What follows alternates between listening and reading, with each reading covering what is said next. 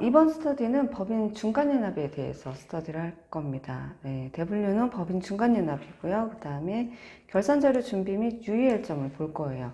소수제로는 1번부터 6번까지 있는데, 우리가 법인세 중간연납 신고도 어쨌든 법인세 신고의 일부거든요. 그래서 정기 법인세 신고하듯이 결산을 해줘야 되는 부분이 있습니다. 그래서 법인 중간결산에 대한 이해 및 이론 볼 거고요. 그 다음에 결산에 포함된 하부 세목에 대한 이해도 한번 볼 겁니다. 그 다음에 세부 항목별 필요자료 준비, 자료 준비가 되어 있어야 입력이 될 거고 그래야지 결산이 될 거거든요.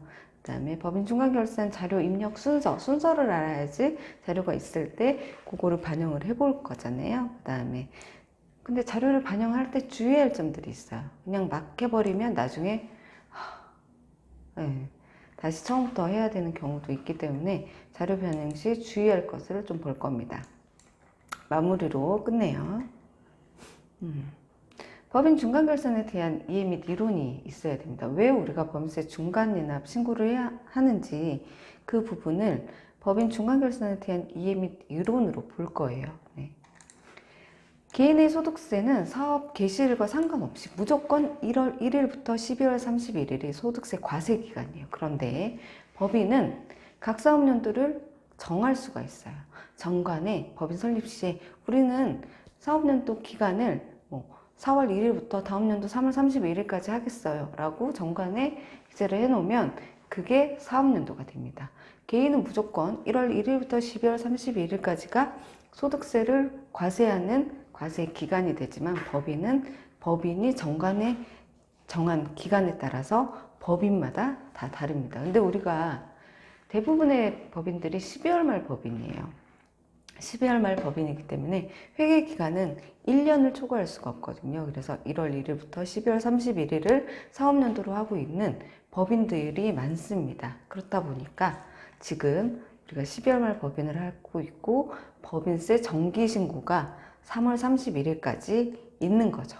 그래서 이렇게 3월 31일까지 있기 때문에 3월 말까지 업무가 되게 몰려 있는 거예요.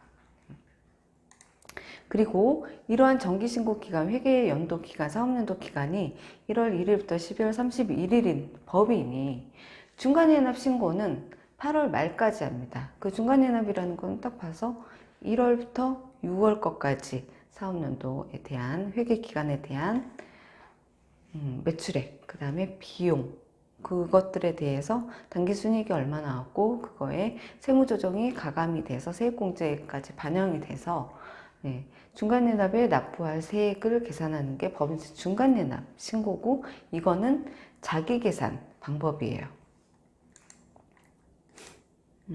그래서 지금 우리가 12월 말 법인이 많기 때문에 12월 말 법인의 중간연납은 당해 8월 말까지 신고를 하는 거고 그게 다음 달에 바로 있을 예정입니다.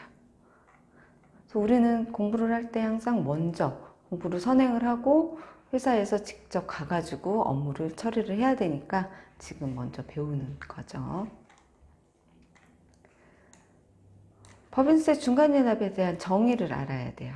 그 다음에 중간연납 대상 법인이 어떠한 법인인가를 또 알아야 되죠. 그리고 모든 법인이 다 중간연납 대상은 아니에요. 그래서 중간연납 신고 대상 제외 법인에 대해서 알아봅니다. 그 다음에 중간연납 기간을 알아야 되겠죠. 무조건 기간을 알아야 귀속연도로 알아야지 뭔가 신고를 할 수도 있고 그거에 대한 맞는 세금 계산이 되기 때문에 이런 기간도 분명히 알고 계셔야 되죠. 그 다음에 중간연납 신고 방법에 대해서 볼 겁니다. 그리고 중간연납 신고 납부 기한을 알아야 돼요. 신고했는데 납부하지 않았으면 납부하지 않은 거에 대한 가산세가 다 또 발생이 되기 때문에 신고 납부 기한을 아셔야 됩니다. 그리고 이제 우리가 신고를 하는데 어떤 신고 서식이 필요한지 그 신고 서식을 만들어야 되잖아요. 그 만들어서 신고서를 국세청에 홈택스에 제출하는 게 있습니다. 그래서 그 첨부 서류를 보게 될 거예요. 거기에는 이제 법인세 중간연납 신고납부 계산서가 기본으로 들어가게 됩니다. 분납이 있고요. 분납에 대해서 볼 거고요. 그 다음에 위에서 이제 이론을 쫙 얘기했는데 이거에 대한 이론 정리가 있습니다. 이론 정리를 볼 거고요. 그 다음에 이번 중간연합 신고 시 주의할 것. 뭐든지 신고할 때 주의할 것을 보지 않고 그냥 해버리잖아요. 그러면은 업무가 우선 많이 꼬일 거고요. 신고가 잘못됐을 때는 그게 바로 이제 사업자들한테 부담이 됩니다. 사업자들한테 부담이 되면 그게 곧 나한테 부담으로 돌아오게 될 겁니다. 이렇게 해서 법인세 중간연합 이론을 봤습니다. 그 다음에는 두 번째 챕터로 결산에 포함된 하부 세목에 대한 이해도로 해서 이 그림을 가지고 설명을 드릴 거예요.